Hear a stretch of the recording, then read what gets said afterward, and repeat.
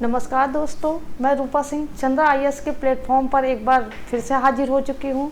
साथियों, आज हम सभी लोग पाठ्यक्रम के क्रम को आगे बढ़ाते हुए एक नए शीर्षक पर डिस्कस करेंगे। जो शीर्षक हमारा आज है संस्कृत भाषा शिक्षण के सूत्र। ठीक है, आपसे एक बार मैं शुरू करने से पहले फिर से क्षमा मांगूंगी, क्योंकि कल कुछ नेटवर्क इशू हो जाने की वजह से हम लाइव नहीं आ पाए। कुछ नेटवर्क प्रॉब्लम चल रही है। तो आपके यहाँ रिकॉर्डेड क्लासेस है, तो भाषा शिक्षण सिद्धांत के जितने सारे एमसीक्यू हैं वहाँ पर मैंने अच्छे से विधिवत हल कराए हैं। आप उसको ओपन करिएगा वीडियो। एक क्वेश्चन जब आएगा थोड़ी देर वीडियो रोकिएगा, जवाब दीजिएगा, फिर मेरे जो आंसर मैं बताई उससे मिलाइएगा। ठीक है, डायरेक्ट मेरा आंसर मत सुनिएगा। ठीक बच्चा, तो चलो आज हम लोग आगे देख लेते हैं। आज हमारा नया शीर्षक है संस्कृत भाषा शिक्षण के सूत्र। ठीक है, कोई बताएगा सूत्र किसे कहते हैं? संस्कृत भाषा शिक्षण के सूत्र। अच्छा, कोई बता सकता है सूत्र क्या होता है ना? अभी भाषा शिक्षण छोड़ दीजिए, सूत्र क्या होता है? आप गणित में सूत्र का यूज करते हो ना? और सूत्र का यूज किस लिए करते हो गणित में? चीज़ों को सरल करने के लिए। किस लिए करते हो? चीज़ों को सरल करने के लिए। तो जाहिर सी बात है बच्चा, वही बात यहाँ भी है। सूत्र का मतलब ही होता है सरल करना, चीज़ों को सरल कर लेना, कम शब्दों में अधिक से अधिक चीज़ें डाल देना ना। तो आपके यहाँ संस्कृत भाषा शिक्षण सूत्र की मतलब संस्कृत भाषा शिक्षण में ऐसे कौन कौन से सूत्र हम बनाए, ऐसे कौन कौन से सूत्र ले आए जिससे भाषा हमारी सरल हो जाए, बच्चे को समझ में आए। अब देखिएगा, सिद्धांत जो आपको पढ़ाई थी उसमें बताया था कि सिद्धांत अध्यापक अपने लिए बनाता है। किसके लिए बनाता है? अपने लिए बनाता है। कि किसी क्लास में आ रहे तो सिद्धांत का मतलब क्या होता है? नियम। तो ऐसे तो डायरेक्ट एंट्री करने देंगे ना। तो और सूत्र होता है बच्चा आपके यहाँ बच्चे को ध्यान में रख के बनाया जाता है। किसको ध्यान में रख के? बच्चे को ध्यान में रख के बनाया जाता है कि कौन कौन सा सूत्र अपनाए जिससे हमारी शिक्षण कार्य जो हो सरल हो सके, सुगम हो सके। जब सरल होगी, सुगम होगा तो बच्चा जाहिर सी बात है आपकी टीचिंग में इंटरेस्ट लेगा, रुचि लेगा विषय में। और जब रुचि लेगा तो जाहिर सी बात है आपकी टीचिंग क्या हो जाएगी? प्रभावशाली हो जाएगी। अच्छा, सेम यही चीज़ आपके यहाँ आता है सिद्धांत में। क्या आता है? सिद्धांत में। तो सिद्धांत में बच्चा आपके यहाँ होता है, सिद्धांत जस्ट इसी का अपोजिट होता है। सिद्धांत का मतलब होता है कि सिद्धांत प्रभावशाली होना चाहिए, सरल रुचिकर होना चाहिए, सरल और सुगम होना चाहिए। जबकि शिक्षण सूत्र इसके जस्ट अपोजिट है, सरल होना चाहिए, सुगम होना चाहिए, रुचिकर होना चाहिए और प्रभावशाली होना चाहिए। तो आप लोग याद रखिएगा, अगर इस टाइप का कोई क्वेश्चन आ जाता है, अगर आपका सिद्धांत पूछता है तो सिद्धांत आपके होते हैं प्रभावशाली, रुचिकर और सरल, जबकि सूत्र आपके बनाए जाते हैं सरल, रुचिकर और आपके प्रभावशाली के लिए। ठीक है, तो आपके यहाँ जो शिक्षण सूत्र हैं, ये आपके यहाँ जो मनोवैज्ञानिक शिक्षा शास्त्री थे, एक दिन में तो कोई सूत्र बन नहीं जाता है ना। तो ये 20-20, 25-25 साल तक एक एक बच्चे को फॉलो किए थे। फिर देखिए उनकी नीड क्या है, क्या है नीड, क्या है जिसके अकॉर्डिंग हम टीचिंग करें और बच्चों को समझ में आए ना। इसी को ध्यान में रख के जो आपके नियम बनाए गए उसी को सूत्र का नाम दे दिया गया। किसका नाम दे दिया गया? सूत्र का नाम। आप गणित में भी यही करते हो ना, सूत्र बढ़िया याद कर लेते हो, सूत्र रखते हो, उसी के अकॉर्डिंग सारे डिजिट रख देते हो और आपका चीज़ें हल हो जाती हैं। तो वही भाषा शिक्षण में हमें यूज करना है ना। तो संस्कृत भाषा शिक्षण सूत्राणी। अच्छा, यहाँ पर एक चीज़ याद रखिएगा, किसी को पता है भाषा शिक्षण सूत्र के जनक कौन थे? हाँ, आपके यहाँ भाषा शिक्षण सूत्र के जनक हर्बर्ट स्पेंसर हैं। कौन है जनक? यहाँ मैं लिख दे रही हूँ, भाषा शिक्षण सूत्र के जनक हैं। क्या हैं? एक मिनट रुक जाइएगा आप लोग। भाषा शिक्षण सूत्र के जनक हैं। सर ये क्या हो रहा है? इसके जनक आपके यहाँ है, ठीक है, हर्बर्ट स्पेंसर। कौन है? Herbert Spencer.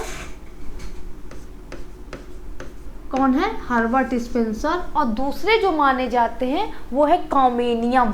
याद रखिएगा, एक कॉमेनियस है, एक कॉमेनियम है। तो आपके जनक पहले ऑप्शन में आप लोग ढूंढिएगा हर्बर्ट स्पेंसर। अगर हर्बर्ट स्पेंसर नहीं है तब कॉमेनियम, और अगर दोनों एक साथ है कि हर्बर्ट स्पेंसर और कॉमेनियम, तब आप इसको टिक कर दीजिएगा। तो दूसरे आपके हैं कॉमेनियम महोदय। कौन है, कॉमेनियम महोदय। ठीक है बच्चा, तो आपके यहाँ भाषा शिक्षण सूत्र के जनक हैं हर्बर्ट स्पेंसर और कॉमेनियम महोदय। देखिए इसमें भी बताया गया शिक्षण की कठिनाइयों का समाधान करने के लिए मनोवैज्ञानिकों और शिक्षा शास्त्रियों ने अपने अनुभवों व विचारों को सूत्र के रूप में प्रस्तुत किया ना। यही मैंने कहा कि आपके यहाँ शिक्षण को सरल बनाने के लिए, क्योंकि शिक्षण भी एक बहुत बड़ी आर्ट है ना। आप कभी कभी कहते हो देखिए उनको पढ़ाना समझ में आ रहा है, उनका पढ़ाना नहीं समझ में आ रहा है। जो जितना अच्छे अपने कले का प्रदर्शन कर लेगा, अपने आर्ट का प्रदर्शन कर लेगा, उसकी टीचिंग उतनी ही सक्सेस होती है ना। तो आपके यहाँ जो कठिनाइयाँ बच्चों को होती हैं, उनको समाधान में रख के जो सूत्र विचार प्रस्तुत किए गए हैं, उन्हीं को क्या कहा गया, सूत्र। आगे देखिएगा, जिसमें शिक्षण अधिगम प्रक्रिया, देखिए अभी मैंने आपको बताया ना, सुगम, रुचिकर, प्रभावशाली और वैज्ञानिक बन जाती है। क्या बन जाती है, शिक्षण अधिगम प्रक्रिया आपकी सुगम, रुचिकर, सुगम मतलब वही सरल और सुगम, रुचिकर, प्रभावशाली और आपका क्या बन जाती है, वैज्ञानिक बन जाती है। आगे देखिएगा, ये सूत्र बाल प्रकृति आधारित होते हैं। अभी मैंने आपको बताया ना कि जो सिद्धांत होते हैं वो अध्यापक के लिए बनते हैं, जबकि सूत्र बनाए जाते हैं बच्चों को ध्यान में रख के ना।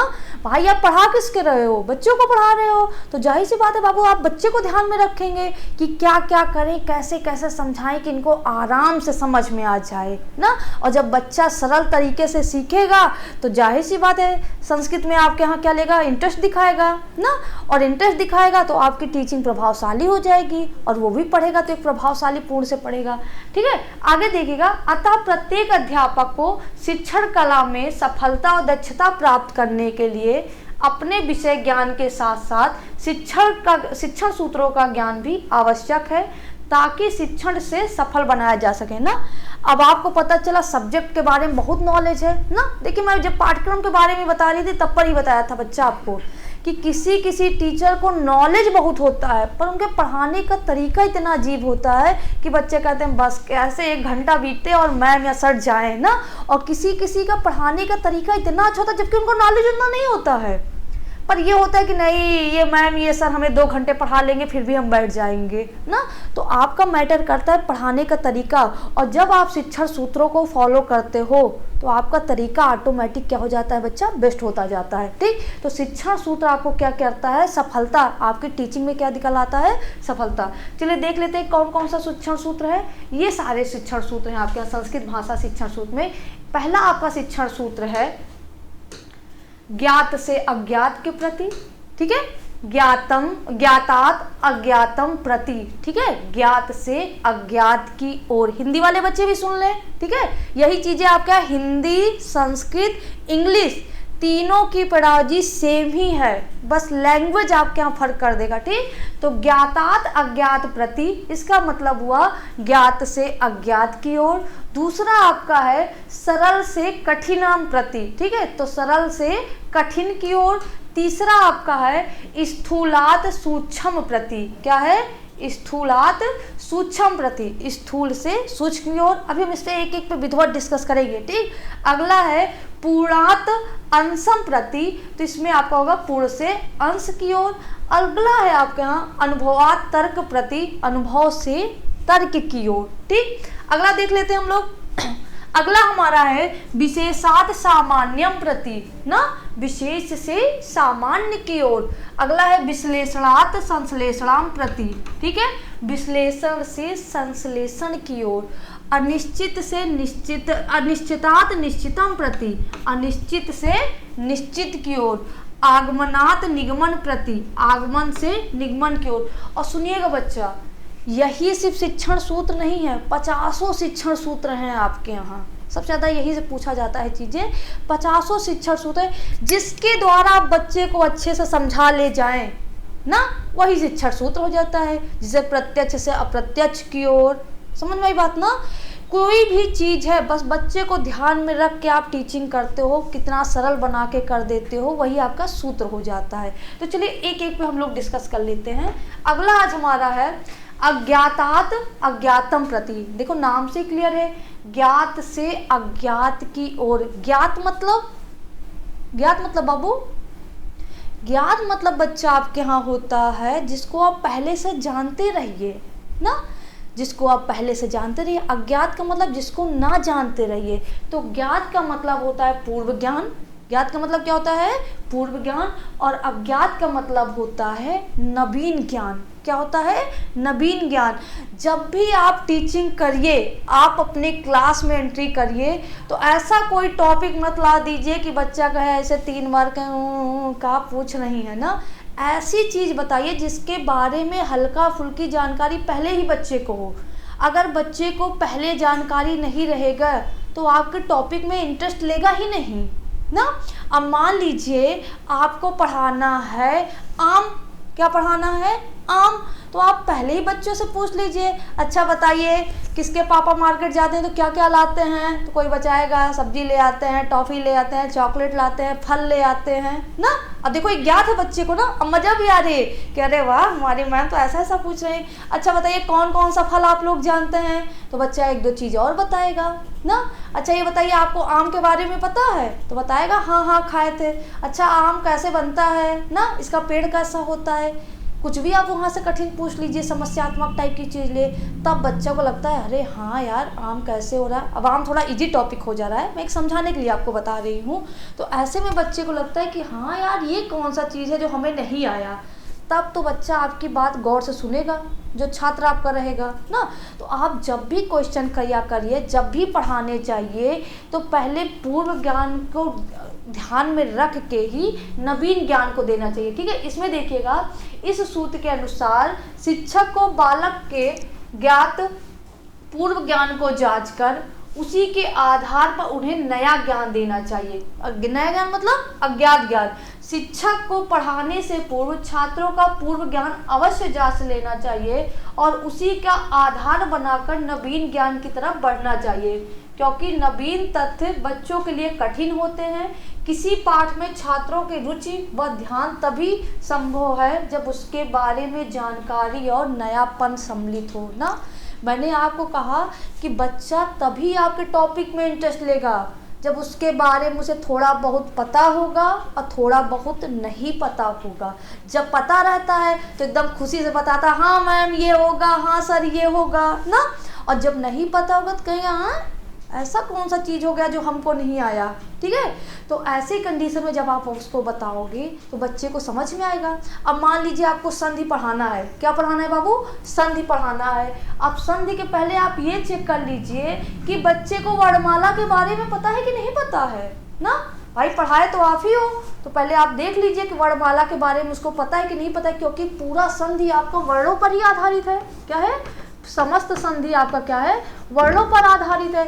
अब ऐसी कंडीशन में अगर आप चेक नहीं करेंगे कि बच्चे को वर्णमाला पता है कि नहीं पता, तो आप संधि बाबू कैसे पढ़ाओगे, नहीं पढ़ा पाओगे ना। जब वो आप वर्णों के बारे में पूछिए, वो करिए, तब आप पूछिए कि संधि क्या है, कैसे होगी, तब तो बच्चे को इंटरेस्ट आएगा ना। अब पता चला वर्णमाला के बारे में पता नहीं, आप संधि पढ़ा रहे हो और बता दीजिए कि पूर्व पद के अंत में आपका क्या आ जाए, पूर्व पद के अंत में आपका स्वर आए, इधर भी स्वर आए। अब बच्चे को वर्णमाला तो पता ही नहीं है कि स्वर किसे कहते हैं, व्यंजन किसे कहते हैं, और आप वहाँ पर बता रहे हैं पूर्व पद के अंत में ना। तो पढ़ाने से पहले आप पुराने ज्ञान को जांच लीजिए। अगर पुराना ज्ञान उनका कमज़ोर है तो पहले उस पर शिक्षण दीजिए, तभी आप नया ज्ञान से बच्चे को अवगत कराइए। ठीक है, क्योंकि उनका पुराना ज्ञान अगर स्ट्रांग नहीं है तो इसका मतलब वो भी उनके लिए नया ही है ना। तो यहाँ पर ये ध्यान लीजिए। देखिए यहाँ पर भाषा शिक्षण में वर्णमाला की जानकारी कराते समय वर्ण से संबंधित प्रत्येक वस्तु की जानकारी कराने तत्पश्चात उसी वर्ण से संबंधित एक से अधिक वस्तुओं की जानकारी कराई जा सकती है ना। अब यहाँ पर जैसे बोल दे अच्छा बताइए, आपको नई चीज़ें पढ़ानी है तो बता दीजिए, अच्छा बताइए कहाँ से क्या क्या होता है। अब वो सोचेगा, देखो छोटे बच्चों को पढ़ा रहे हो, नहीं आप लोग बताने लग दिए कहाँ से कबूतर, कहाँ से कमल ना। छोटा बच्चा भी, उसका मानसिक आयु का विकास इतना नहीं हुआ है, तब आप बता दीजिए अच्छा जैसे कहाँ से कबूतर, कहाँ से शुरू हुआ ना बाबू, बोलेगा हाँ। अच्छा और बताइए और क्या क्या हो जाएगा, देखिएगा ऐसे ऐसे शब्द बच्चे आपको बताएंगे ना कि आप खुद ही कभी नहीं सुने होंगे। समझ में आ गया बच्चे ना। तो ये आपका शिक्षण होता है पूर्व ज्ञान से नवीन ज्ञान की ओर बढ़ने के लिए हम क्या करते हैं, ज्ञात से अज्ञात के सूत्र को फॉलो करते हैं। ठीक है, ये हमारा जो प्रस्तावना का कौशल होता है, प्रस्तावना प्रश्न होता है, इसी सूत्र पर आधारित होता है। ये भी याद रखिएगा, किस सूत्र पर आधारित होता है, ज्ञात से अज्ञात के प्रति। अगला देख लेते हैं, अगला हमारा है सरलात कठिनम प्रति। ठीक है, सरल से कठिन की ओर, क्या है, सरल से कठिन की ओर। अच्छा ये बताइए, अभी आपको मैं समाज संस्कृत पढ़ा रही हूँ और सबसे पहले दिन आपको कारक पढ़ाना शुरू कर दूँ तो जवाब दीजिए, अच्छा लगेगा? शब्द रूप पढ़ाना शुरू कर दूँ तो नहीं अच्छा लगेगा ना। आप एक भी संस्कृत का लेक्चर लोगे ही नहीं। तो जब भी अगर अपनी टीचिंग आपको अच्छी बनानी है तो पहले सरल चीज़ें पढ़ाइए ना। अब जैसे बच्चा डरा हुआ कि संस्कृत बहुत कठिन है, बहुत कठिन है, आप पहले उसको वर्णमाला पढ़ाइए, स्वर पढ़ाइए, व्यंजन, तो उससे लगेगा अरे ये तो एकदम हिंदी जैसा ही तो है। क्या है, हिंदी जैसा है।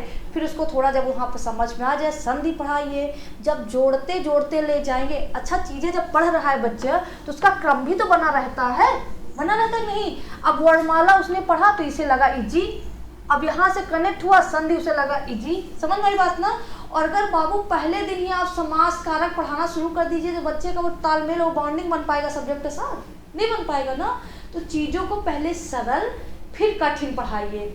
और आपका पाठ पुस्तक का निर्माण भी इसी बेस पे किया जाता है, पहले सरल सरल चीज़ें। कभी किसी बुक में देखे हो कि सबसे पहले कारक विभक्तियाँ आ जाती हैं तब आपके यहाँ वर्णमाला आता है, नहीं ना। तो पहले बच्चे को सरल चीज़ें पढ़ाए जिससे उसे लगे कि हाँ यार कहाँ कठिन है, फालतू सब डरा के बैठाए हैं। जब चीज़ों को पढ़ोगे धीरे धीरे वो भी पढ़ेगा तो संस्कृत के बारे में अवगत होगा, तो कठिन चीज़ें भी उसे सरल लगने लगती हैं। समझ में बात। और पहले ही दिन कठिन पढ़ा दिए, एक तो सब लोग वैसे ही उसको डरा के बैठाए हैं कि आपके यहाँ संस्कृत कठिन है, संस्कृत कठिन है, तो बच्चा वैसे भी नहीं पढ़ेगा ना। जैसे आपके यहाँ मैं बता रही हूँ कि आप हिंदी का सहारा ले लेके देखो, आप लोग MCQ सॉल्व करते हो, होता नहीं है, और जबकि वही पहले आपको संस्कृत से डर लगता था। ठीक है बच्चा, तो हमेशा सरल रूल फॉलो करना चाहिए कि जिसमें बच्चे को पहले सरल लगे, उनका कॉन्सेप्ट क्लियर हो जाए, तब उसको आप कठिनता की ओर बढ़ाइए, तब उन्हें कठिन चीज़ें भी सरल लगती हैं ना। इसमें देख लीजिए, इस सूत्र से तात्पर्य है छात्रों को पहले फिर यहाँ पहले सरल लिख लीजिएगा, पहले सरल, ये काट दीजिएगा, पहले सरल फिर जटिल बातों की जानकारी दी जाए जिससे पाठ व विषय में उनकी रुचि और ध्यान लगे ना। अब पहले तो वही मैं आपको बता रही हूँ कि पहले ही अगर कठिन बता दिए तो फिर बच्चा एक ही दिन क्लास लेके आपकी क्लास में नहीं आएगा और लगेगा जो सब बोल रहे थे संस्कृत के बारे में सही बोल रहे थे, संस्कृत कठिन होता है। और जब पहले चीज़ें सरल सरल के साथ पढ़ाइए, बढ़िया हंसा हंसा के पढ़ाइए, वो पढ़ाइए, तो बच्चे को रुचि आएगा और लगेगा वह सब झूठ बोल रहे थे। ठीक है, आगे देख लीजिएगा, यह क्रम बाल विकास के अनुकूल व मनोवैज्ञानिक है क्योंकि बच्चा आयु बढ़ने और मानसिक विकास के साथ साथ जटिल बातों को समझने लगता है ना। अब पता चला बाबू, अच्छा ये भी ध्यान रखिएगा, सरल बातों में जैसे वर्णमाला भी पढ़ा रहे हो तो सिर्फ इतना ही पढ़ाइए जितना बच्चे के मानसिक विकास हुआ हो, जितना उसका स्तर हुआ है ना। अब पता चला भी आपका बच्चा छोटा है तो उसे सिर्फ आ से आ तक बताइए, वहाँ पर अभी कुछ मत बताइए कि इसे अनुस्वार कहते हैं, इसे विसर्ग कहते हैं। जैसे जैसे बच्चा बढ़ेगा तो उसे बताइएगा इसे अनुस्वार कहते हैं, इसे विसर्ग कहते हैं। बच्चा और बड़ा होगा तो बताइएगा इसे अयोगवाह कहते हैं ना। स्तर को भी ध्यान में रख के आपको टीचिंग करनी है। आगे देख लीजिएगा, प्रारंभ में कठिन तथ्यों और छात्रों को बताने से उसको समझने में असमर्थ रहेंगे, इससे शिक्षक का प्रयास व्यर्थ हो जाएगा ना। अगर बच्चे के मानसिक विकास में कक्षा 1 का बच्चा है और उसे आप लोग अलंकार पढ़ाना शुरू कर दीजिए, आएगा समझ में? नहीं आएगा ना। जितना उसका स्तर है उसके हिसाब से डोज दीजिए। दूसरी बात, किसी भी स्तर का बच्चा हो पहले आपका टॉपिक सरल ही होना चाहिए, सरल सरल से ही आप क्या करेंगे, कठिन की ओर बढ़ेंगे। आगे जैसे संधि के बाद समास आदि, जैसे संधि के बाद पहले समास ही मत पढ़ाइए, पहले संधि पढ़ा लीजिए। जब संधि के बारे में विधिवत पता चल जाएगा तब आप कारक वारक पढ़ाइए। जब बच्चा कारक के बारे में विभक्ति चिन्हों को लगाना सीख जाएगा तब आपका क्या पढ़ेगा, समास पढ़ाइएगा, है ना। जिसको स्क्रीनशॉट लेना हो ले लीजिएगा, बाकी आपके यहाँ टेलीग्राम से आप डाउनलोड कर लीजिएगा। पिछला वाला भी ले लीजिएगा आप लोग, चलिए ये वाला भी ले लीजिए। आगे देख लेते हैं हम लोग। अगला है हमारा स्थूलात सूक्ष्म प्रति। क्या है, स्थूलात सूक्ष्म प्रति, स्थूल से सूक्ष्म की ओर। क्या है, स्थूल से सूक्ष्म की ओर। अच्छा देखिएगा, यहाँ पर आपके यहाँ दो चीजें हैं, यहाँ पर बच्चे बहुत कंफ्यूज होते हैं। ये दो आपका जो टॉपिक है स्थूल से सूक्ष्म की ओर, ये जो टॉपिक है ये दोनों एक ही जैसे हैं, बस नाम मात्र का फर्क है। इसमें कितना है, सिर्फ नाम मात्र का फर्क है। मैं बताती हूँ, एक आता है आपका स्थूल से सूक्ष्म के प्रति और एक होता है पूर्ण से अंश के प्रति। ठीक, तो पहले हम ये समझ लेते हैं कि पूर्ण से अंश की ओर क्या होता है, फिर आपको बताते हैं स्थूल से सूक्ष्म की ओर। अब देखिए, पूर्ण से अंश की ओर सूत्र कहता है कि सबसे पहले जो चीज पढ़ा रहे हैं ना, उसके विभिन्न, उसके पहले पूरा चीज़ें दिखा दीजिए, फिर उसके एक एक पार्ट के बारे में समझाइएगा। अब मैं समझाने के लिए बता रही हूँ, जैसे आप कंप्यूटर पढ़ा रहे हो बच्चे को, क्या दिखाने जा रहे हो, कंप्यूटर। तो कोशिश ये मत करिए कि आपको आज का टॉपिक मिला है माउस पढ़ाना, टॉपिक आपको क्या मिला है, माउस पढ़ाना, तो आप उसको सिर्फ डायरेक्ट माउस मत पकड़ा दीजिए, पता चला बच्चा कभी कंप्यूटर देखा ही ना हो। तो सबसे पहले आप पूरे कंप्यूटर को उसको दिखाइए।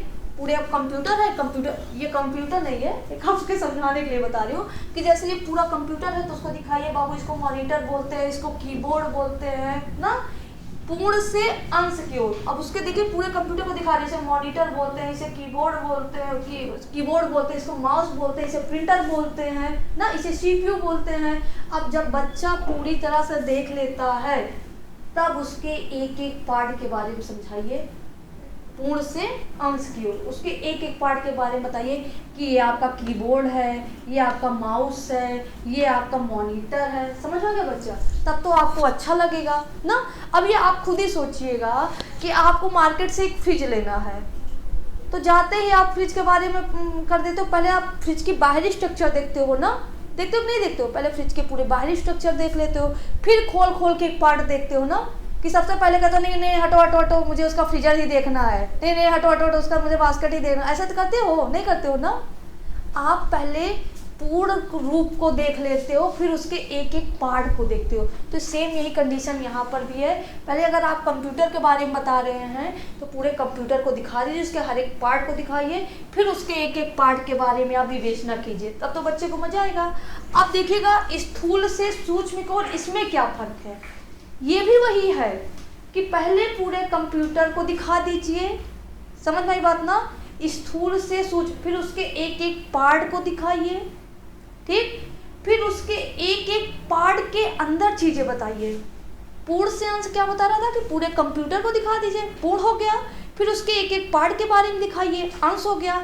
जबकि स्थूल से सूक्ष्म की ओर कहता है पहले पूरे कंप्यूटर को दिखा दीजिए, कंप्यूटर के जितने सारे चीज़ें हैं, फिर उसके एक एक पार्ट को दिखाइए, फिर उस एक एक पार्ट के बारे में विधिवत जानकारी दीजिए ना। जैसे माउस हमें पढ़ाना है तो पूरे कंप्यूटर को दिखा दीजिए, फिर उसके हर एक पार्ट को दिखाइए, फिर माउस के बारे में बताइए, इसे लेफ्ट क्लिक कहते हैं, इसे राइट क्लिक की कहते हैं, समझ में आ गई बात ना। तो इसे कहते हैं आपके यहाँ स्थूल से सूक्ष्म की ओर और पूर्ण से अंश की ओर। आई होप आप लोग को समझ में आ गया होगा, ठीक है। चलिए आगे देख लेते हैं फिर एक एक चीज़ें। अगला हमारा ये क्या है, स्थूल से सूक्ष्म की ओर। देखिए इसमें संस्कृत शिक्षण के समय स्थूल पदार्थ दिखाकर क्रमशः उनका नाम, स्वरूप, स्वभाव आदि का वर्णन करना चाहिए।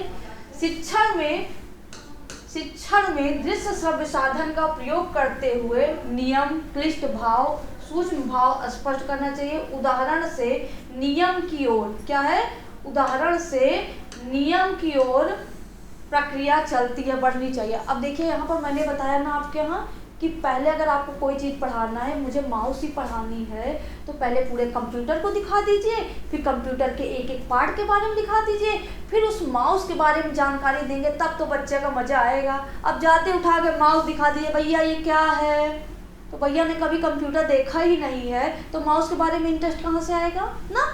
तो यहाँ पर भी अगर आपको कोई चीज़ें पढ़ानी है, जैसे आप कोई गद्य या पद्य ही पढ़ा रहे हो, तो पूरे गद्य के बारे में पहले पढ़ा दीजिए, फिर उसके नाम आपको बताइए कि यहाँ से लिया गया है, फिर उसका शब्दार्थ व्याख्या कर दीजिए, फिर उसकी छोटी छोटी बारीकियाँ बताइए, तब तो बच्चे को मज़ा आएगा। अब डायरेक्ट ही आप बारीकी बताना शुरू कर दोगे तो बाबू बच्चे को नहीं मज़ा आएगा ना। अगला देख लेते हैं हम लोग, पूर्ण से अंश की ओर। ये भी मैंने आपको बताया, स्थूल से सूक्ष्म की ओर ही सूत्र को ये भी फॉलो करता है, बस वहाँ पर चीज़ें और डीप बताई जाती हैं। यहाँ पर मैंने आपको उदाहरण दिया था कि जैसे कंप्यूटर आप दिखा दीजिए, बस कंप्यूटर के एक एक पार्ट के बारे में बता दीजिए, बस पूर्ण से अंश की ओर सूत्र वही खत्म। जबकि स्थूल में क्या था, पार्ट के भी पार्ट के बारे में समझाइए ना।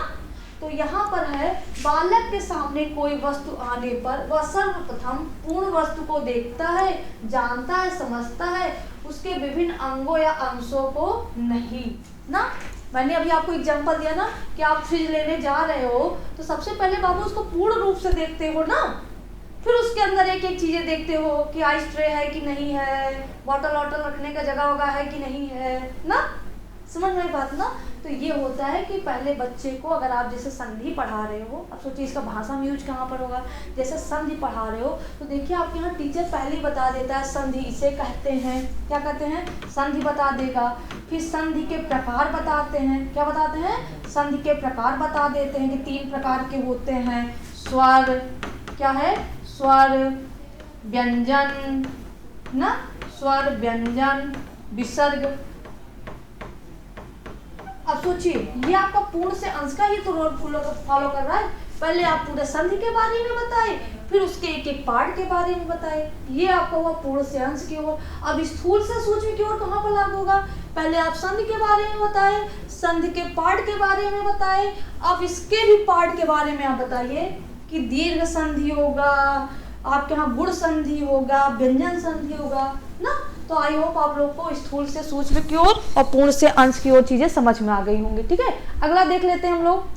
अगला आपका है अनुभव से तर्क की ओर ना, अनुभव से तर्क की ओर। अब देखिएगा बच्चा, आप जब छोटे थे तो कल्पना की दुनिया में बहुत जीते थे ना, आपका अपना अनुभव होता था। आपके यहाँ एक एग्जाम्पल दे, और अच्छा हाँ, कभी भी आपके अनुभव को काटा जाता था तो आप लड़ जाते, नहीं हम देखे हैं, हम ऐसे हुआ था, ऐसे कैसे मान लेंगे, होता तक नहीं होता था। आप देखिएगा जब आप छोटे थे ना, तो आपको यही पता रहता था कि मतलब सूरज मामा जाते हैं तभी चंदा मामा आते हैं। दिन भर सूरज मामा जगे थे, थके हैं इसलिए सोने चले गए हैं, और रात चंदा मामा आते हैं सुलाने के लिए। जैसे रात होती है चंदा मामा आए, आपको लग जाता है कि अब सोना है ना, और जब हम उठते हैं तभी सूरज मामा उठ जाते हैं। अगर उस टाइम अगर कोई आपको बताए कि नहीं बाबू पृथ्वी घूर्णन करती है इसलिए दिन रात होता, तो आप मानते हैं इस बात को? नहीं मानते ना, क्योंकि आपका भी तो अपना अनुभव है। लेकिन बच्चा बचपन में हमारी बुद्धि का विकास इतना नहीं हुआ रहता है कि जो हम अनुभव किए हैं वो तार्किक हों, वो कहीं कहीं गलत भी तो हो सकते थे, होते थे नहीं होते थे। अब ये तो कोई लॉजिक नहीं हुआ कि सोने के लिए सूरज मामा चले गए, चंदा मामा जब आते हैं तो सोने का ही टाइम होता है ना। जैसे जैसे बच्चा आपका बड़ा होता है उसके स्तर के अकॉर्डिंग, अच्छा जब छोटा बच्चा आप पूछता है ना कि मम्मी ना या मैम सर सूरज क्यों चला जाता है, तो आप छोटे बच्चों को यही जवाब देते हो क्योंकि दिन भर आप खेलते रहते हो, पढ़ते रहते हो, इसीलिए जाते हैं कि अब सो जाओ तुम ना, उजाला रहेगा तो तुम खेलते ही रहोगे। फिर जैसे बच्चा बड़ा होने लगता है उसे तर्क देना स्टार्ट किया जाता है कि नहीं पृथ्वी आपकी घूमती है इसलिए दिन और रात होता है ना। और कभी कभी बच्चे का अनुभव गलत भी हो जाता है, कभी कभी अनुभव सही भी होता है। तो अनुभव जब गलत होता है तो उसे आप अपनी ज़बरदस्ती चीज़ें नहीं समझा सकते हो, उसे साक्ष्य प्रस्तुत करके आप क्या करिए, क्लियर करिए, तब बच्चा मानता है। क्योंकि सबसे जिज्ञासु प्रवृत्ति आपकी बाल्यावस्था में होता है, वो चीज़ें ऐसे नहीं एक्सेप्ट कर लेता है ना। एक बार किशोरावस्था में आपके अंदर आलस भले आ जाती है, लेकिन बाल्यावस्था में आपके अंदर चीज़ों को जानने की बहुत ज़्यादा ललक रहती है। ये क्या हुआ, ये कैसे हुआ, कैसे कहाँ से हुआ, समझ में बात। तो वहाँ पर आप उनको बातों से नहीं टाल सकते, तर्क प्रस्तुत करिए। तर्क का मतलब ये नहीं कि लड़ाई झगड़ा शुरू कर दीजिए, तर्क का मतलब युक्ति संगत बातें दीजिए, साक्ष्य प्रस्तुत करिए ना। इसमें देख लीजिएगा, अनुभूत ज्ञान वो होता है बालक जिसे देखकर अनुभव द्वारा प्राप्त करता है। अल्पायु के बालकों में तर्क और विचार के प्रयोग की क्षमता बड़ों की अपेक्षा कम होती है ना, मैंने अभी बताया। उनकी जानकारियों का आधार अपना अवलोकन और स्व अनुभव होता है ना। वो लोग वही चीज सही मानते हैं जो खुद देखे रहते हैं, खुद सोचे रहते हैं। परंतु इन अनुभवों के कारणों को खोजने में बाल मस्तिष्क असफल रहता है ना, क्योंकि उनके विकास अभी हुआ नहीं है भाई, अभी मानसिक आयु का विकास हुआ ही नहीं, तो बच्चा कहाँ से ढूंढ पाएगा ना। कि अच्छा ये बताइए, जितना दिमाग आप लोग अब लगाते हो, जितनी चीजें जल्दी आप समझ जाते हो, बचपन में समझ जाते थे नहीं ना, क्योंकि आपका मानसिक विकास अब हो रहा है ना। आगे देखिएगा, अतः शिक्षकों के अनुभव द्वारा प्राप्त ज्ञान को विविध विधियों सामग्रियों के प्रयोग द्वारा तर्क संगत या युक्ति युक्त बनाने की कोशिश करनी चाहिए। मैंने कहा ना, अगर आप कोई जानकारी दे रहे हैं तो बच्चे का अनुभव ही आधार बना के दीजिएगा, नहीं बच्चा आपको हमेशा गलत मान लेगा ना। कभी कभी आप देखिएगा, छोटे बच्चे का ये होता है कि उसके सर और मैम जो पढ़ा देते हैं स्कूल में, उन्हें लगता है कि हमारे सर और मैम यही भगवान हैं। अगर मम्मी लोग या आप लोग घर पे बताते तो कहते ना ना ना, हमारी मैम ने यही बताया था, हमारी मैम यही कहती है ना। जब तक आप वहाँ पर चीज़ों को, उनकी ही जानकारी को लेकर चीज़ों को जब तक स्पष्ट नहीं कराते हैं, बच्चा कभी नहीं मानता है ना। तो उन्हीं के अनुभव, उन्हीं की जानकारी को आधार बना के अपने तर्क प्रस्तुत करिए, दृश्य सब साधनों का यूज करिए। बच्चा नहीं मान रहा है कि ये चीज़ यहाँ नहीं है, तो आप चित्र ला दीजिए, इसमें दिखाइए, देखो यहाँ पर ऐसे, जैसे कहते हैं नहीं नहीं सरस्वती माता गिटार लेकर बैठी रहती है ना। अब उसके दिमाग में आया कि गिटार कहते हैं, तो उसको दिखाइए कि नहीं बाबू, इसे गिटार नहीं बोलते हैं, गिटार ऐसा होता है। समझ में आई बात ना। तो बच्चे का अनुभव का ही सहारा लेके आपको चीज़ों को दिखाना है। ठीक, चलिए आगे देख लेते हैं। अगला हमारा है विशेषात सामान्यम प्रति। क्या है? विशेषात सामान्यम प्रति। अब विशेषात का मतलब यहाँ ये मत सोचिएगा कि हर बार इनको कुछ स्पेशल ही बताएंगे, स्पेशल ही बताएंगे। विशेषात का मतलब होता है, विशेष का मतलब होता है उदाहरण। क्या हुआ? उदाहरण। विशेष का मतलब क्या हुआ? उदाहरण। उदाहरण। विशेष का मतलब क्या हुआ? उदाहरण। ठीक है, इसमें आप विशेषात सामान्यम प्रति कि आप चीजों को पहले ही एकदम आराम से मत बता दीजिए, एक विशेष मतलब उदाहरण प्रस्तुत करिए। जैसे विद्यालय, क्या हुआ? विद्यालय अभी बच्चे के लिए कुछ खास होगा। अब आप लोगों को नहीं लगेगा विद्यालय तो हमेशा तो सुनते रहते हैं, लेकिन अगर कोई दे देते हैं पद आपको, तो वो आपके लिए स्पेशल हो जाता है। बताओ बाबू विद्यालय क्या है? तो विद्यालय के पहले बच्चे को ये तो पता होना चाहिए। अब जरूरी नहीं कि यहाँ पर संधि की जाए, पहले बच्चे को विद्या की मीनिंग तो पता होनी चाहिए कि विद्या की क्या मीनिंग है, आलय की क्या मीनिंग है, दोनों जुड़कर क्या बना रहे हैं ना। तो एक तरह से उनके लिए स्पेशल चीज हुआ कि नहीं हुआ? बताइए। एक तरफ से विद्यालय उनके लिए स्पेशल हुआ। संधि आप तभी कर सकते हो जब तक आपको मीनिंग पता होना चाहिए कि हमारे पूर्व पद की मीनिंग क्या है और अंतिम पद की मीनिंग क्या है। मीनिंग अगर नहीं आई तो आप कभी भी क्या कर सकते हो? आप संधि नहीं कर सकते ना। तो यहाँ पर जब उनको विद्यालय दिया गया तो एक उदाहरण, विशेष चीज आई सामने ना कि अच्छा, फिर पता चलता अच्छा विद्या का मतलब ये होता है ज्ञान, अच्छा आलय का मतलब घर होता है, तो जहाँ ज्ञान के घर को क्या बोलते हैं? विद्यालय होते हैं। स्पेशल हुआ कि नहीं हुआ? तो यहाँ पर बच्चा आपके यहाँ क्या करता है? विशेष से सामान्य की ओर पहले आप स्पेशल उदाहरण दीजिए। जब उदाहरण दे दे तब उसके सामान्य मतलब, अब उसके बारे में सामान्य जानकारी दीजिए कि विद्या का मतलब ज्ञान होता है, आलय का मतलब घर होता है। तो जहाँ पर ज्ञान प्राप्त किया जाता है उस घर को क्या बोलते हैं? विद्यालय ना। अब बच्चा समझेगा, आपकी बात सुनेगा ना। तो यहाँ पर देखिएगा, ये है एक अच्छा शिक्षक अपने शिक्षण का आगमन मतलब क्या हुआ? उदाहरण, और निगमन मतलब क्या होता है, नियम, ठीक है। एक अच्छा शिक्षण अपना आरंभ, शिक्षक शिक्षण आरंभ उदाहरण से नियम की ओर समाप्त करता है, ठीक है। आगे देखिएगा, इस सूत्र के अनुसार पहले उदाहरण प्रस्तुत किए जाते हैं, तत्पश्चात सामान्य नियमों की स्थापना की जाती है। आगे देख लीजिएगा, व्याकरण शिक्षण में इसका अधिक महत्व है ना, इसका ज्यादा प्रयोग कहाँ पर होता है इस सूत्र का, व्याकरण शिक्षण में ना, क्योंकि व्याकरण में अगर देखिएगा आपके यहाँ जब भी टीचिंग की जाती है, पहले कोशिश यही करना चाहिए कि बच्चा खुद हल करे उसे। जब बच्चे को नहीं आएगा तब आप करिए तो बच्चा आपकी बात सुनेगा, और पता चला आप सारे नियम बताते चले जा रहे हो, बच्चा भी एक कान से सुनेगा दूसरे कान से सुनेगा नहीं, अगर सुन भी रहा लग रहा है हाँ नियम बता ही तो रहे हैं, हम अभी रख रख के चीज़ों को सॉल्व कर देंगे। जब समस्या बच्चे के सामने उत्पन्न करोगे और उस समस्या को नहीं हल कर पाएगा, और जब आप उस समस्या को हल करके दिखाओगे तो आपकी बात बड़े गौर से सुनेगा ना, और पता चला आप पहले उसका पूरा हल बता दिए तो फिर उसने अपना दिमाग लगाया ही कहाँ ना। तो आप अच्छा टीचिंग वही होती है जब आप पहले बच्चे को समस्या दीजिए, विशेष प्रस्तुत करिए, बच्चा उसे हल करे, जब असमर्थ रहेगा तब आप उसे हल कर लीजिएगा, ठीक है। समझ में आ रहा है ना सबको। और जिसको ये नया लगेगा, पुरानी वीडियो आप जाके एक बार जरूर देख लीजिएगा, और जितने सारे आपको मैं पढ़ाई हूँ टॉपिक सबका एमसीक्यू कराई हूँ और इसका भी एमसीक्यू कराऊंगी, ठीक। चलिए आगे देख लेते हैं। संस्कृत हिंदी सूक्त के विशिष्ट विचार से संबंधित होती है, परंतु उसका व्याख्या सामान्य संदर्भों में की जाती है ना। आप सूक्त पढ़े तो हो गए, सबसे कठिन लगता था आपको सूक्त। देखिए एक छोटी सी लाइन आती थी, एक छोटी सी वाक्य आते थे, और जब उसको एक्सप्लेन करते थे तो कितना लंबा हो जाता था, होता था कि नहीं होता था, तो विशेष होता था। अब उसको बढ़िया हर उसके नियम बताइए, एक्सप्लेन करिए आराम से, ठीक है। आगे चलिए देख लेते हैं। अगला हमारा टॉपिक है विश्लेषणात् संश्लेषण प्रति ना, विश्लेषण से संश्लेषण की ओर।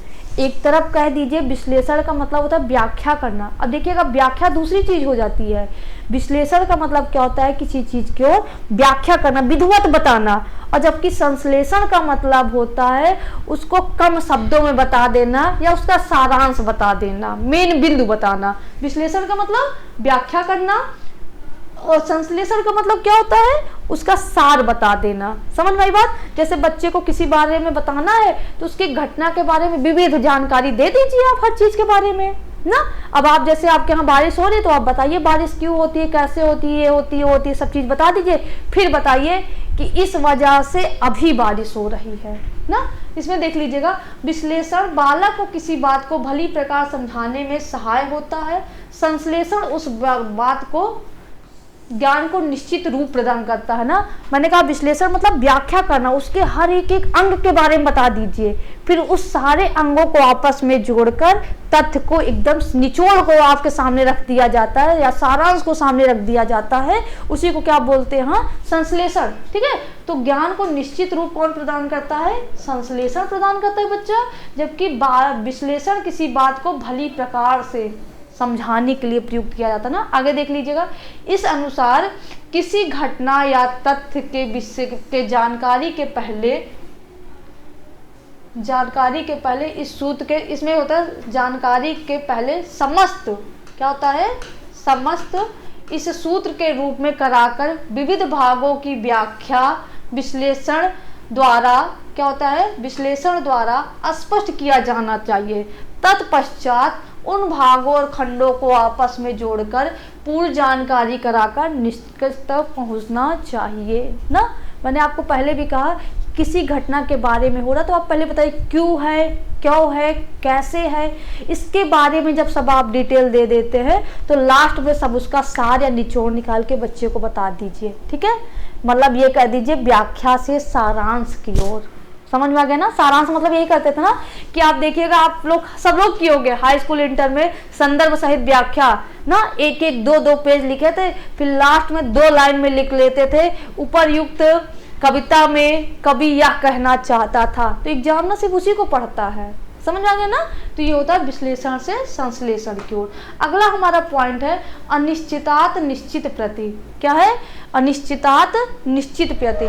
तो ये भी आपका बाबू ज्ञात से अज्ञात की ओर सूत्र पर ही आधारित है, बस थोड़ा सा फर्क है। इसमें देखिएगा, इसमें भी होता है कि अनुभव से तर्क की ओर, ये भी दो सूत्र फॉलो होते हैं। अनुभव से तर्क की ओर, उसमें भी बच्चा अपनी चीजों को देखकर कुछ भी सोच लेता था ना, और उसको आप तर्क से स्पष्ट करते थे। सेम यही चीज यहाँ पर भी है। बच्चे का विकास, मानसिक विकास सही से नहीं हो पाया रहता है, तो बच्चा कुछ भी सोचकर कुछ भी आप अपने बारे में, उसके बारे में नियम निकाल लेता है। अच्छा ये ऐसा होता है, वैसा होता था, जबकि वह स्पष्ट नहीं, वो निश्चित नहीं है ना। देखिएगा, प्रारंभ में बच्चे किसी घटना, तथ्य, वस्तु को स्पष्ट या निश्चित ज्ञान नहीं होता। अनुभव परिपक्वता के अभाव में और कल्पना की अधिकता के कारण, देखिएगा बचपन में आप बहुत सोचते थे ना, अब पता नहीं आप लोग किए हो कि नहीं किए हो। जब हम छोटे थे तो मैं और मेरी बहन थे, हम लोग क्या करते थे, थोड़ा हम लोग का आंगन काफ़ी बड़ा था, तो आंगन में लेट जाते थे। और पहले टार्च होती थी, अब तो टार्च वार्च का ज़माना ही नहीं रह गया, तो पहले टार्च होती थी। तो अगर कोई प्लेन ऊपर जाती थी तो हम और हमारी बहन ऐसा टार्च मार के दिखाते हो, कहते यार शिल्पा, ये रोशनी अगर ऊपर वो प्लेन वाला देख रहा होगा तो कह रहा होगा कौन टार्च मार रहा है, कौन रोशनी दे रहा है ना। अब देखिए ये परिपक्वता का अभाव ही तो था, हमें पता ही नहीं था कि रोशनी उतनी ऊपर कहाँ जाएगी, लेकिन हम लोग घंटों उस टार्च को जला कर बैठे रहते थे। और जबकि हमारे दादाजी डांटते भी थे कि सेल खत्म कर दे रही हैं ये लोग ना, पहले के दादा लोग बहुत डांटते थे। तो वहाँ पर हम लोग, अनुभव क्या था, हम परिपक्व नहीं थे, इतनी चीज़ें जानते ही नहीं थे, हमारा दिमाग का विकास हुआ नहीं था। और मम्मी डांटती ना कि कहाँ रोशनी वहां तक जाएगी, तब उनकी बात गलत मानते थे। कहाँ नहीं जाएगी, दिखा तो रहे हैं, जब हमको प्लेन दिख सकती है, तुम्हारी रोशनी नहीं दिखेगी इन लोगों को। तो यहाँ पर वही है बाबू कि बच्चा अनिश्चित होता, उसकी मानसिक आयु का विकास नहीं हुआ रहता है, कल्पना की अधिकता रहती है, इस कारण निश्चित चीज को भी वो नहीं समझ के अनिश्चित चीज़ों को समझने लगता है। तो वहाँ पर आप क्या करिएगा, अच्छे से उसको उदाहरण देकर, ठीक है, चीज़ों को आप चार्ट के द्वारा, अब मेरी मम्मी अगर उस टाइम मुझे चार्ट या उसके द्वारा समझाई होती कि देखो प्लेन यहाँ उड़ रहा है और तुम्हारी रोशनी यहाँ तक पहुँच रही है, इस बीच में अंधेरा, तो कैसे रोशनी पहुँचेगी ना। अच्छा ये अगर मुझे दिखाती कि देखो यहाँ से वो बस उतनी दूर है, अब वहाँ पर आप टार्च मारिए, देखो रोशनी जा रही है, पर वही चीज़ें आपके उठा के 500 मीटर दूर रख दिए तो आपकी रोशनी पहुँच रही है। अगर इस सब चीज़ों को प्रस्तुत करेंगे तो बच्चे की चीज़ें स्पष्ट होंगी ना, तो लगेगा हाँ यार सही तो है, इसका मतलब मेरी टार्च की रोशनी प्लेन तक नहीं जा रही थी। समझ में आ गई। तो इसमें होता है अनिश्चित से निश्चित, मतलब किसी प्रदेश के प्रमुख स्थल व विशेष विशिष्टताओं के संबंधित छात्रों को अस्पष्ट अनिश्चित ज्ञान को शिक्षक वहां मानचित्र, चित्र, मॉडल, चार्ट, उदाहरणों के माध्यम से स्पष्ट कर सकता है। कोई भी जानकारी अगर बच्चे को नहीं आ रही है तो मॉडल, चित्र, मैंने कहा ना, जैसे सब साधनों का यूज करके बच्चे को स्पष्ट करा देना चाहिए। चलिए आगे देख लेते हैं। अगला हमारा है आगमन से निगमन की ओर। ठीक है, आगमन से निगमन की ओर व्याकरण शिक्षण के लिए बहुत उपयोगी है। आगमन से निगमन की ओर। अच्छा देखिएगा, कभी कभी एग्जाम में क्या होता है ना कि हम भूल जाते हैं कि आगमन में क्या पढ़े थे, निगमन में क्या पढ़े थे। तो बच्चा, आगमन का मतलब होता है उदाहरण। आगमन का मतलब क्या होता है? उदाहरण।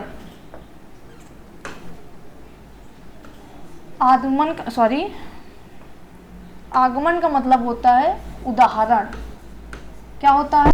उदाहरण। और निगमन का मतलब होता है नियम। क्या है? नियम। इसको आप लोग ऐसे भी याद कर सकते हो, नि से निगमन, नि से नियम ना, ऐसे याद कर सकते हो ना, नि से निगमन, नि से नियम। अब निकल गया कि निगमन नियम से उदाहरण की ओर बढ़ा जाता है। अब बचा एक, तो आगमन हमारा किससे चलेगा? उदाहरण से नियम की ओर।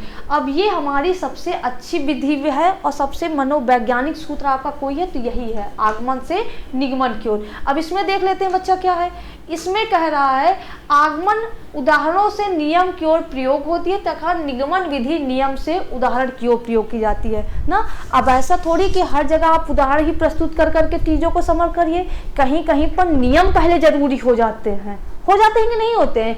पहले वहाँ नियम बता दीजिए, तब बच्चों को फॉलो कराइए। अब पता चला साइंस की लाइब्रेरी के आप क्लास में ले जाइए, ठीक है, आप पता चला वहाँ पर कोई केमिकल के बारे में अगर नहीं बताओगे कि इसको इतनी मात्रा में मिलाना, इतना मिलाना है, पता चला बच्चा ज़्यादा ही मात्रा में मिला दे तो कुछ और ही हो जाए ना।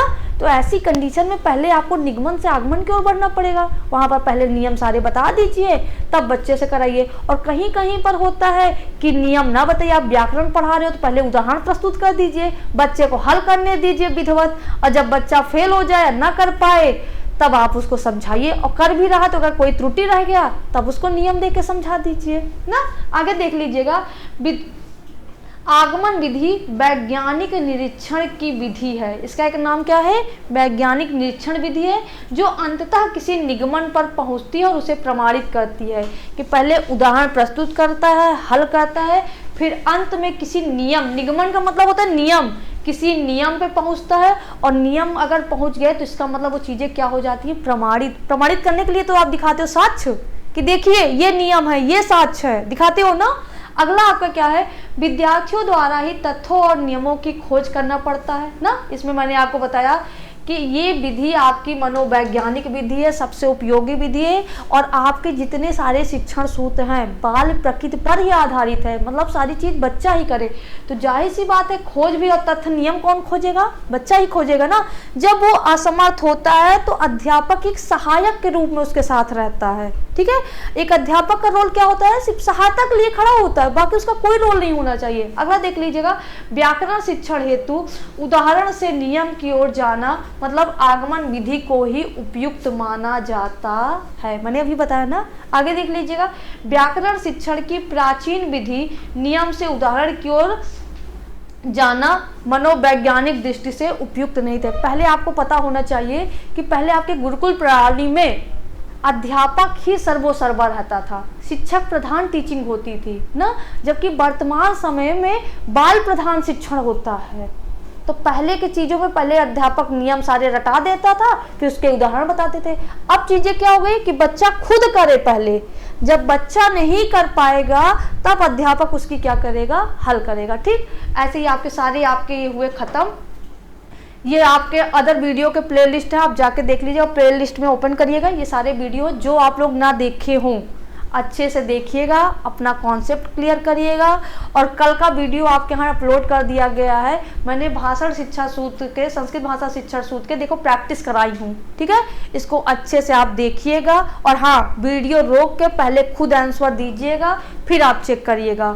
और इसे ज़्यादा से ज़्यादा आप लोगों को शेयर करिए, जिससे ना बहुत ऐसे बच्चे होंगे जिसके इसकी नीड होगी, क्योंकि आपके यहाँ फ्री में क्लासेस कहीं चलाई ही नहीं जाती हैं ना। तो अगर आपको ये मौका मिल रहा है, चंद्र IAS परिवार ने आपको दिया, तो आप ज़्यादा से ज़्यादा लोगों का भला करिए और वीडियो को लाइक करिएगा, कमेंट करिएगा। जहाँ पर चीज़ें ना समझ में आई होंगी आप कमेंट करिएगा। मैं हर किसी का कमेंट पढ़ती हूँ, मैं भी पढ़ती हूँ और हमारे अरविंद सर भी पढ़ते हैं, जिनके वजह से सारी चीज़ें हो पा रही। हम आप रूबरू हो रहे हैं, चीज़ें कर रहे हैं, इन्हीं की वजह से हो रहे हैं ना। तो आपको कोई भी प्रॉब्लम होती है आप तुरंत कमेंट डालिएगा, ठीक है। चलिए फिर आज के लिए इतना ही रखा जाए। अच्छा, ये जो टॉपिक है भाषा शिक्षण के सूत्र, इसे अच्छे से पढ़ के आइएगा। अगली क्लास में हम इसका MCQ कराएंगे, ठीक है। तो आज के लिए बस इतना ही। उम्मीद है आप लोग अच्छे होंगे। अच्छे से पढ़िए, टाइम बहुत कम है, मन लगा के पढ़िए। एक एक ही टॉपिक पढ़िए, पर उसके बारे में विधिवत पढ़िए। और सारी जानकारी मैं यहाँ पर प्रोवाइड कराई हूँ, इससे बाहर कुछ भी नहीं आएगा। एक सूत्र आपके यहाँ और आता है, प्रत्यक्ष से अप्रत्यक्ष की ओर। चीज़ों को पहले सामने दिखा दिया जाता है, फिर अप्रत्यक्ष की ओर जो ना दिखाई जाता है उससे जोड़ दिया जाता है, ठीक है। तो आज के लिए बस इतना रखा जाए, ठीक है। फिर हम चलते हैं। जय हिंद, जय भारत। और हाँ, वीडियो लाइक जरूर कर दीजिएगा और कमेंट करिएगा अच्छे, नहीं फिर हम सही में बनाएंगे नहीं भाई, हमें भी तो ऊर्जा चाहिए होती है। इतनी देर से हम आपके सामने आकर टाँ करते हैं, तो आपके कमेंट और वीडियो से ही ऊर्जा मिलती है मुझे, ठीक है। तो आज के लिए बस इतना ही बच्चा। अच्छे से पढ़िएगा, अपने लाइफ में तरक्की करिए, सफल होइए, ठीक। तो जय हिंद, जय भारत।